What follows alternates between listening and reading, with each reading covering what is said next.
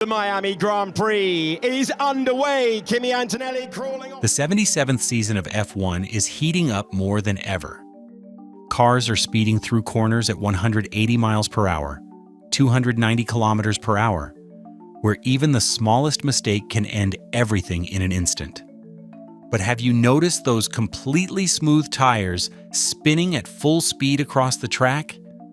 No grooves, no tread, nothing. Why do the fastest cars on Earth use tires that look completely worn out and ready to explode at any second? That's the fascinating mystery we're about to explore right now here on Simple Why.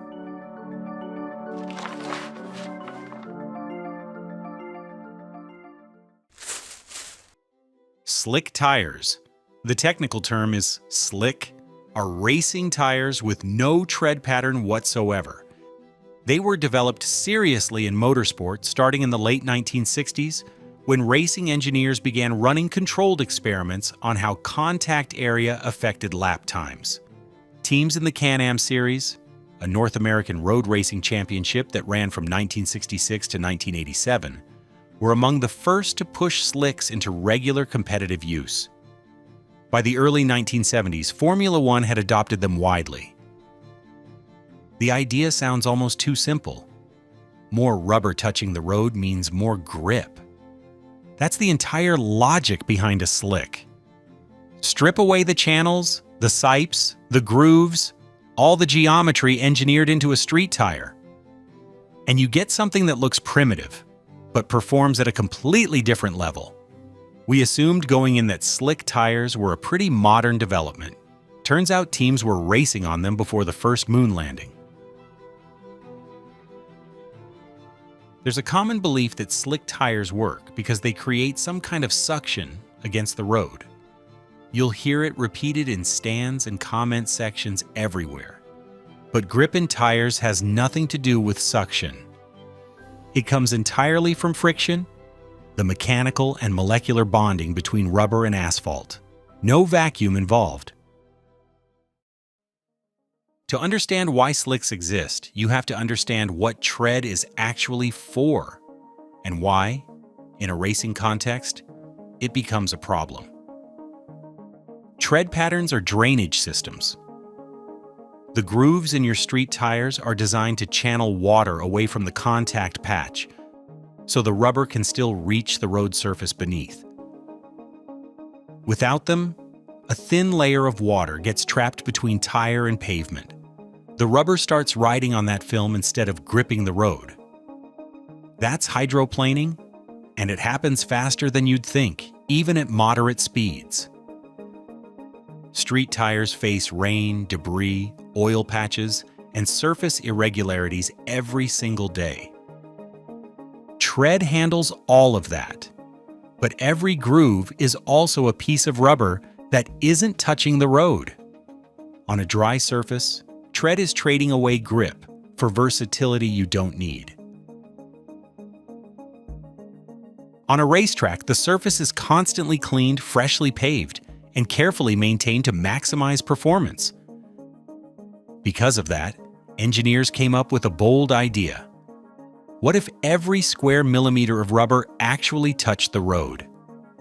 That's the slick tire. The contact patch, the footprint a tire leaves on the track, is as large as physically possible given the tire's width and the car's weight pushing down on it. More contact means more friction. More friction means the car can brake later, accelerate harder, and hold higher speeds through corners without losing traction. But the contact area is only half the equation. The other half is temperature.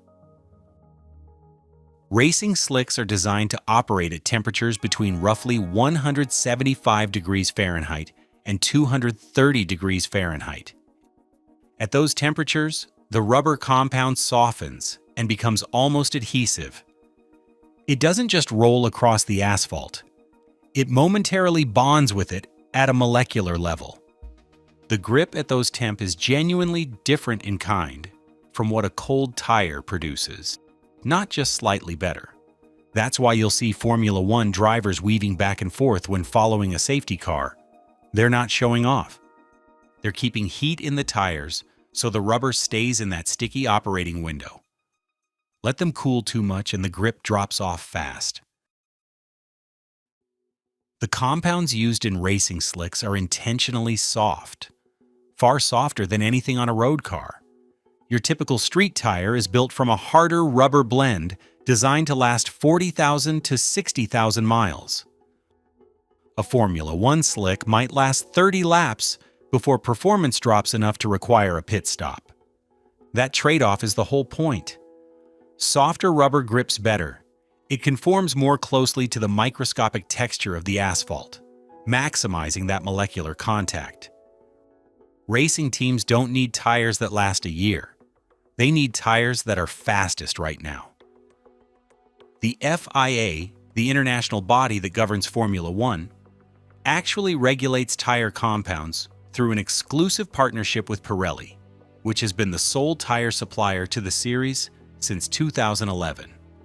Pirelli brings multiple compound options to each race weekend, ranging from harder, more durable compounds to softer ones with more grip but faster wear, for teams to choose from based on their conditions and strategies.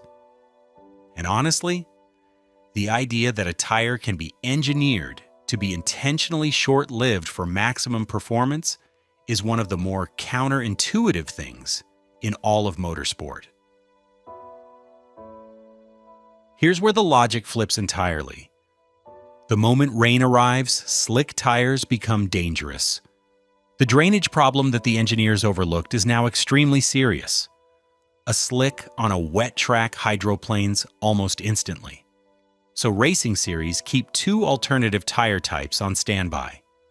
Intermediate tires have a light tread pattern and handle damp or drying tracks, conditions where there's moisture but no standing water.